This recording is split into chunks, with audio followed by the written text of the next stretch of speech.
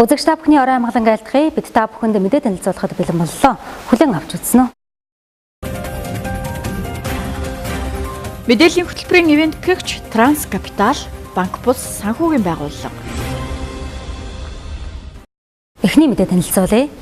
Дорнод аймгийн иргэдийн төлөөлөгчдийн хуралд 4-7 дугаар багаа сонгогдсон төлөөлөгчид төрийн албан тэмлэгцэнтэй холбоотой нөхөн сонгуульд хүлээлт үүсгээд байгаа. Тэгвэл улсын хэмжээнд иргэдийн хурлын төлөөлөгчдийн нөхөн сонгуул эх 2018 оны 6 дугаар сарын 24-ний өдөр болохоор товлогдсон байна.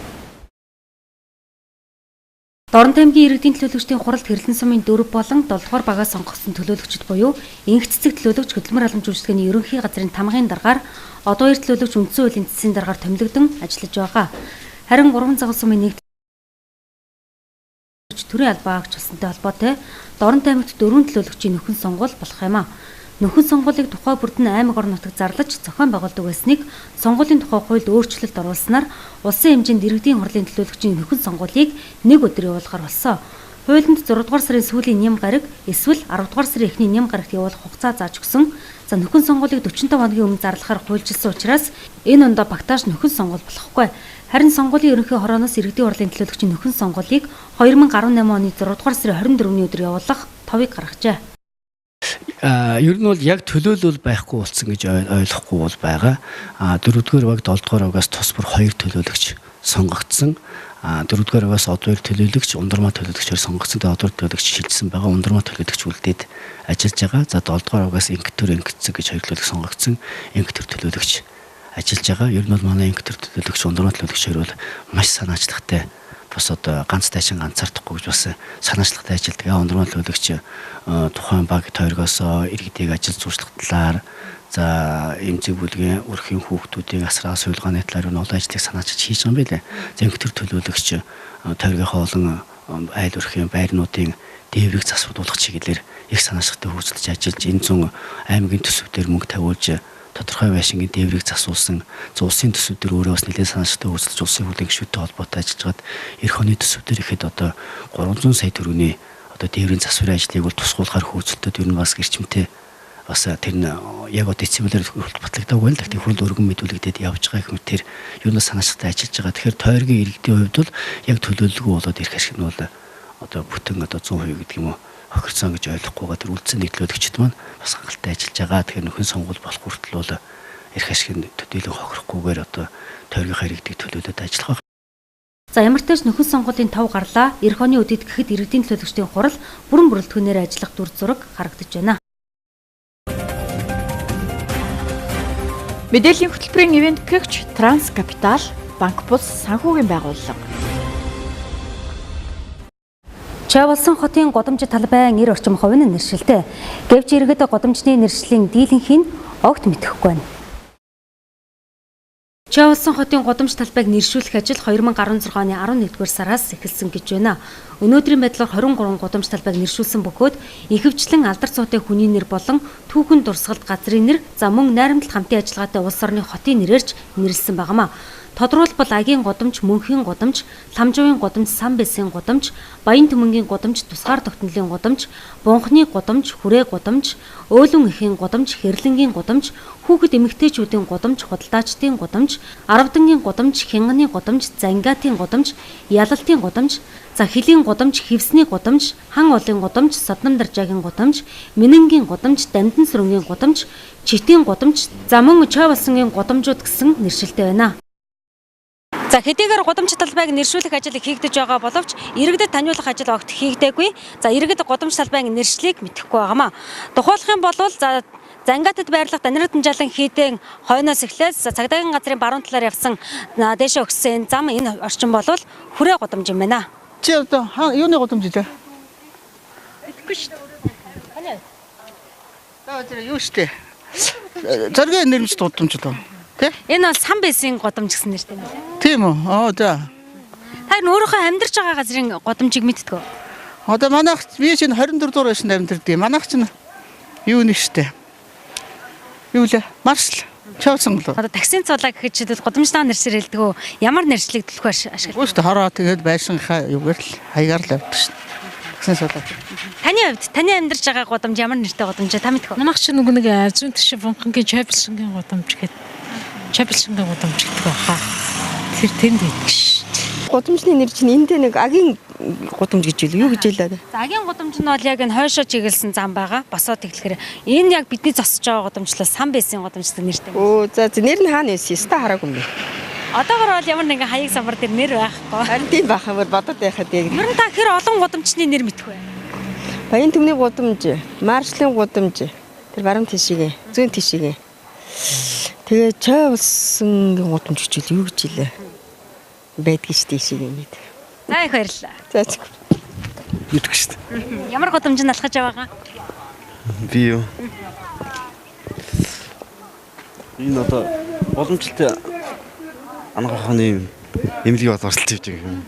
Ер нь бол яг энэ бол байгууллагын нэр нь тийм ээ. Яг гудамж маань өөрөө бас нэг нэршилтэй байгаа шүү дээ. Та ер нь хэр олон гудамжны нэрийг мэддэг вэ? Би ч одоо хөдөөний ಮೂಲаас санагдах шүү дээ. Энэ ч одоо юу гэдэг лээ. Эсмүгийн гудамж гэдэг юм. За энэ бол яг бидний зогсож байгаа газар бол Эсмүгийн гудамж, Самбэсийн гудамж гэдэг нэртэй. Тийм.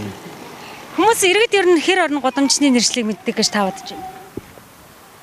Тэр нэг мэддэг баха тий. Ер нь амьдарч байгаа газрынхаа бас гудамжны нэрийг ер нь мэддэг. Хэр олон гудамжны нэр мэдэх вэ? Тэгэхгүй. Гудамж талбай нэршлиг ер нь хэр ашиглаж байна? Тэгэхгүй. Амьдарч байгаа газрынхаа гудамжны нэршлиг мэддэг. Мэдэхгүй шүү дээ. Ямар ч энэ өсмөгийн байрал гэж мэдгэсэн гудамж нь мэдэхгүй. Ер нь аймгийн хэмжээнд бас хичнээн гудамжийг ер нь мэдэх вэ? За нэг тэрд тийм гудамж яадаг даа гэдэг. Дэлгүү гудамж талбай бол ер нь нэг 2-3-аас бол хэтрэхгүй байгаа. Энэ дээр болохоор яагаад гэвэл нэрний асуудлыг бол энийг бол юугаар эдийн засгийн хурлаар бол тэргүүлэгчдийн хурлаар бол шийдэрдэг байгаа. Тухайлбал одоо шинээр зам тавьж байгаа тохиолдолд одоо шинээр гудамж эдэр нээж байгаа тохиолдолд бол тэнд бол цаашгүй нэр шаардлагатай байдаг. Ийм гудамжны нэршил бол 2-3-аас хэтрэхгүй байгаа. 2-3 бол. Гудамж талбайн эхлэл төгсгөлийг харуулсан зураг самбар бүхий хаягийг байршуулах ёстойч төсөв өрөнгө байхгүй улмаас хийгдэхгүй байгаа гэж тайлбарлаж байгаамаа. За эх оны төсөвт ч гудамж талбайг таниулах ажилд хөрөнгө тусгагдаагүй гэдгийг хэллээ. Уг нь бол эхлэлийг нь тавьсан бол ингээд орхилгүй өөр бусад санхүүгийн их усүрийг гэрэлхийлэх учиртайг иргэд хэлж байна. Мэдээллийн хөтөлбөрийн ивент гэгч Транс Капитал, банк бус санхүүгийн байгууллага. Дараагийн мэдээ танилцуулъя. Зүүн бүсийн Ахмадын асрамжийн төвийн шинэ барилгын ажил 70% явагдаж байна. За гэхдээ энэхүү барилгыг бүрэн ашиглалтанд оруулахад 72 сая төгрөг шаардлагатай байгаа юм. Одоо ашиглагдаж байгаа зүүн бүсийн Ахмад насны асрамжийн төвийн барилга 1935 оны барилга. Тус барилгад жил бүр засварын ажил хийгддэгч нэгэнт ашиглалтын хугацаа дууссан учраас засвар авахгүй болсон. Ийм учраас Ахмадын асрамжийн төвийн барилгыг шинээр барьж байгаа. За хөдөлмөр нийгмийн хамгааллын сайдын багцаас 320 сая төгрөг, дээр нь Дорн тамгийн засаг даргын нөөцийн сангаас 10 сая төгрөгийн дэмжлэг авч барилгын ажлыг эхлүүлсэн. Одоо 70% барилга хүсрэлтийн ажил явагдаж байгаа бөгөөд эх 11-р сарын дунд гэхэд барьж дуусгахаар төлөвлөжээ. Гэхдээ тус барилгын дулаан цэвэр бохороос цахилгааны ажил хийгдэхгүй учраас ашиглах боломжгүй. Учир нь дээрх барилгын ажилд эдгээр ажлыг хийх зардал тусгагдаагүй байна. За тиймээс нэмж шаардлагатай байгаа 72 сая төгрөгийн хөрөнгийг улс болон орон нутгийн төсвийн тодтголоор шийдэж өгөх хүсэлтэйг илгээжээ. За энэ барилга маань 3 дугаар багт тавигдж байгаа цэвэр усны шугам хоолойны одоо энэ бүтээн байгуулалтын ажил тулгуурлаж түшиглэж ингэж баригдаж байгаа барилга. Тэгэхээр энэ жил 2017 онд бол яг энэ шугам хоолой бол ашиглалтанд орохгүй учраас энэ барилга маань энэ жил бол ашиглагдахгүй гэсэн үг. Бид нар он гараад бол ашиглалтанд авахар ингэж бэлтгэл ажлыг бас хангаад байж байна. Шинэ Ахмадын асрамжийн төвтэй болсноор асруулагчид эрүүл таатай орчинд амьдрах боломж бүрднэ. Цаашид ахмадуудыг эрүүл идэвхтэй амьдрах боломжийг хангах зорилгоор тухайн газартаа ногоо тарих, мал маллах нөхцөлийг бүрдүүлэхээр төлөвлөж байгаагаа онцлоо. Мэдээллийн хөтөлбөрийн ивент гэгч Транс Капитал, банк бус санхүүгийн байгууллага. Иргэдийн санхүүгийн мэдлэгийн талаар Дэлхийн банкнаас хийсэн судалгаагаар сайнгүй үнэлгээ авчээ. Тиймээс иргэдийн санхүүгийн мэдлэг боловсролыг дээшлүүлэх зорилгоор санхүүгийн боловсрол 3 сарын 1-ыг эхлүүлж байна. Дэлхийн банкнаас хийсэн судалгаагаар судалгаанд хамрагдсан иргэдийн 75% нь ирээдүйн санхүүгөө төлөвлөдөггүй, 40% нь хадгаламжийн хүүгийн талаар огт мэдлэггүй гэсэн дүгнэлт гарчээ. Энэ ч утгаараа Монгол улс санхүүгийн суурь боловсролыг дээшлүүлэх үндэсний хөтөлбөрийг хэрэгжүүлж эхэлсэн. За хөтөлбөрийн хүрээнд боловсрол соёл шинжилгээ ухаан спортын яамтай хамтран ерөнхий боловсролын сургуульд бизнес судлаач жилийг сонгож суралцахаар за ихтэй сургуульд хувь хүний санхүү хичээлүүдийг өнгөрсөн оноос эхлэн сургалтын хөтөлбөрт нь оруулж өгсөн. Энэ бол өсвөр үеийнхэн залуучуудад санхүүгийн суурь мэдлэгтэй болоход нь томоохон дэмжлэг болж байгааг онцолж байна. Улмаар иргэдийн санхүүгийн мэдлэгийг дээшлүүлэх зорилгоор санхүүгийн боловсрол аяныг өнөөдөр энэхүү улс орон даяар эхлүүлж байна.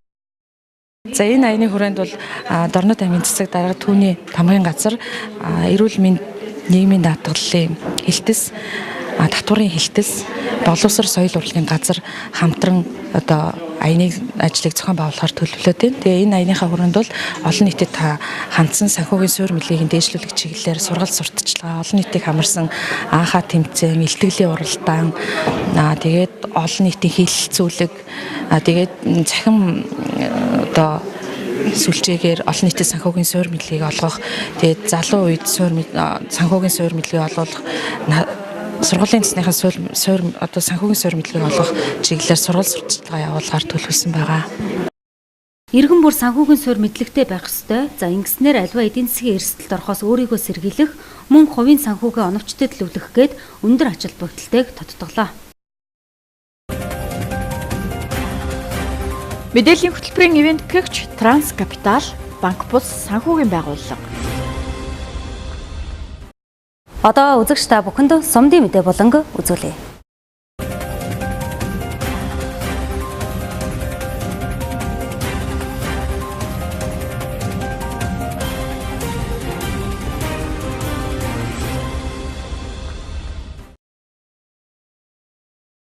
Баянтүмэн сумын орон нутгийн төсвийн хөрөнгө оруулалтаар 2015 оноос малжуулах төслийг хэрэгжүүлэн ажиллаж байна. За уг төслийн хүрээнд 2015 онд 8 малчинтай байгуулсан гэрээний хугацаа 2017 онд дуусаж дараагийн 8 малчин өрг сонгогдлоо. Төсөлд хамрагдах малчин өрхийг хөдөөгийн 2, 3, 4-р багийн иргэдийн нийтийн хурлын тогтоолоор батлагдсан иргэдийн өргөдөл малжуулах төсөл хэрэгжүүлэх журмын дагуу шалгуур үзүүлэлтэнд үндэслэн сумын засаг даргын зөвлөлийн хурлаар баталгаажуулан засаг даргын орлогч даргаарлуулсан ажлын хэсэг 9-р сард гэрээ байгуулан хүлээлгэн өглөө. Малжуулах төсөлд 2-р багийн малчин Мөнхбат, Осгон, Пүрвдөрж, 4-р багийн малчин Гунгаа Нимбу, Мөнхбат, Пүрв Батнаар хамрагдаж тус бүртэнд 40 эм хонь нийтдээ 240 эм хоньыг олгоод байна. Уг төсөлд 2015 оноос эхлэн нийтдээ 16 малчин өрхийг ийхүү хамруулж байна. Халахгүй сумын засаг даргын захирамжаар ажлын хэсэг байгуулагдан сумын ахмадуудтай хүндэтгэл үзүүлэх ахмадын бариг зохион байгуулах арга хэмжээний нэгдсэн төлөвлөгөө хөтөлбөрийг боловсруулан ажиллаа. Дээрх арга хэмжээний хүрээнд олон улсын ахмадын баярыг өгтөн сумын ахмадын хорооноос авьяас тэтгэврт гардаггүй сэдвүүд урлагийн тоглолтыг 9-р сарын 30-ны өдөр зохион байгуулсан. За халахгүй сумын ахмадын баярыг зохион байгуулах ажлын хэсгээс сумын нийт төсвийн байгууллагууд болон иргэдийг азай борлуудад дэмжин урлагийн тоглолт үзэхийг хүрээлж плед борлуулах ажлыг зохион байгуулсан байна. Нийтдээ 105 иргэн хамрагджээ. За түнчлэн халахгүй сумын засаг даргын тамгын газрын хамт олон сумынхаа ахмадуудтай хүндэтгэл үзүүлэх хүлээн авалтыг 2017 оны 10 дугаар сарын 1-ний өдөр зохион байгууллаа. Ахмадуудтай хүндэтгэл үзүүлэх арга хэмжээг нээж сумын засаг дарга хүрэл эрдэнэ үхэлснээр хүндтгэлийн арга хэмжээ эхэлсэн бөгөөд сумын төсвийн байгууллагууд азай буурлуудтай баяр хүргэн урлагийн номеруудаар мэндчилгээ төвшүүлсэн. За сумын засаг даргын тамгын газраас ахмадуудтай гинтийн бэлэг барьж энгийн болон супер адсан шалгаруулах арга хэмжээг зохион байгуулсан байна. Цогцмөр багийн ахмад настанд цолмон ахмадын орооны дарга Ташбаатар нар энгийн хоёр адснаар тодорч засаг даргын гарын бэлгээр шагнууллаа. Супер адснаар Цогцмөр багийн ахмад настанд пүрв арилд тодорч хундан цагаан хоньны эзэн боллоо. За хүлээн авалтын хөтөлбөрийн дагуу тэмцээн уралдаан зохион байгуулж ахмадуудаа хөгжөөлөө. Нөмөргийн дархан зааст газрын хамгаалтын захиргааны зохион байгуулсан Ааха тэмцээний ялагчаар Ташгай багийн ахмад настад хишигт тодорч Цогцмөр багийн ахмад настан уран мандах дэдвэрэн шалгарсныг өргөмжлөл мөнгөн шагналаар урамшууллаа. За мөн соёлын төвөөс зохион байгуулсан бүжгийн тэмцээний ялагчаар Цогцмөр багийн ахмад настын инх цэцэг тодорч ахмадын орооны тэргүүлэгч Аюуш дэд байран шалгарсныг өргөмжлөл мөнгөн шагналаар урамшууллаа. Ахмад настны нийгмийн хамгааллын тухай хуулийн заалтын дагуу аймгийн хөдөлмөр халамж үйлчилгээний газраас харьяалалгүй 40 ахмад настанд гарын бэлэг ирүүлж, за сумын засаг даргын тамгын газраас 20 бэлэг бэлдэж, нийтдээ 60 харьяалалгүй ахмадад хүндэтгэл үзүүлэн гарын бэлэг гартуулжээ.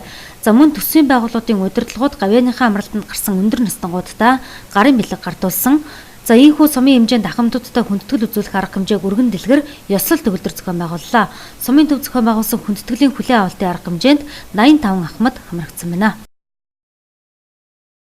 Баян Түмэнсэн малын гоцолдуур шүлхийн өвчнөөс урьдчилан сэргийлэх зорилгоор ажиллаж байгаа ариутгал хяналтын цэгээр өвс тээвэрлэн дамжин өнгөрч байгаа автомашинд хүнс үдэ аж ахуйн сайдын 2015 оны А105 дугаар тушаалын дагуу хяналт тавин ажиллаж байна.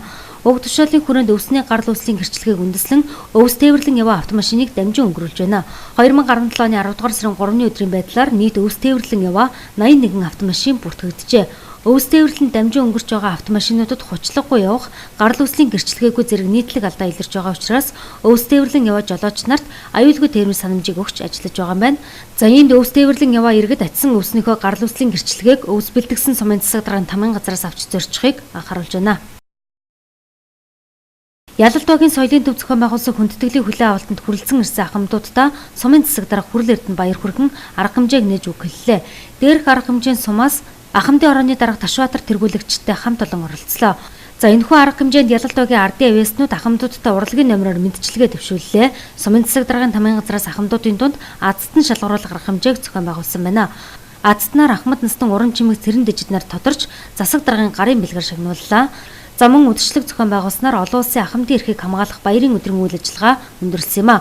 Хүлээн авалтанд нийтдээ 40 гаруй ахмад хамрагдсан байна. Баян Түмэнсийн засаг даргын тамгын газар 2017 оны 10 дугаар сарын 2-нд хүүхдэд сонсох өдрийг ерөнхий боловсролын сургуулийн 1-9 дугаар ангийн 98 хүүхдийн дунд зохион байгууллаа. Энэ өдөр хүүхдийн хөгжил, хамгаалал, оролцоог дэмжих зорилгоор санал хүсэлтийг нь хүлээн авч хамтран ярилцсан байна. За сар бүр хүүхдүүдэд сонсон санал хүсэлтийг нь хүлээн авч ажилласнаар ирсэн хүсэлтийн хүрээнд 312 мянган төгрөгийн үнэ бүхий биеийн тамирын хичээлийн хэрэгсэл, за сагсан бөмбөг 1, гар бөмбөг 2 ширхэг, 1-р ангийнханд хичээлийн багц хэрэглэгдэхүүн, байрны сурагчдад цай хоолны аяг тавг, сэрэ, халбаг, тус бүр 25 ширхгийг, за газар зүйн нийгмийн ухааны хичээлд хэрэглэх Дэлхийн ба Монголын газрын зургийг тус бүр 1 ширхгийг бэлтгэн гардуулж өгчээ. Мэдээллийн хөтөлбөрийн ивент гэгч Транс Капитал, банк бус санхүүгийн байгууллага.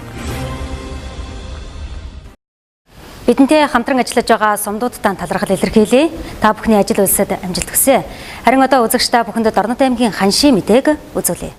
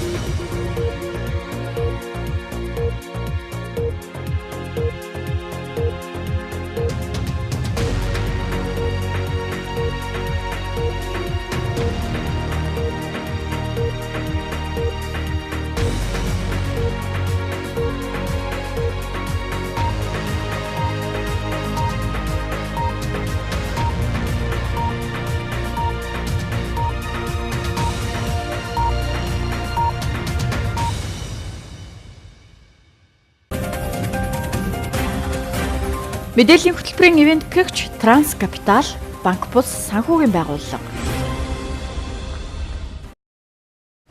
Эрхэм үзэгчдээ бидний бэлтгэсэн мэдээ энд хүрээд өндөрлөж байна. Хамтайсан үзэгч та бүхэнд баярлалаа. Та бүхний маргаашийн ажил үйлсэд амжилт хүсье. Сайхан амраарай. Баяртай үзэгчдээ.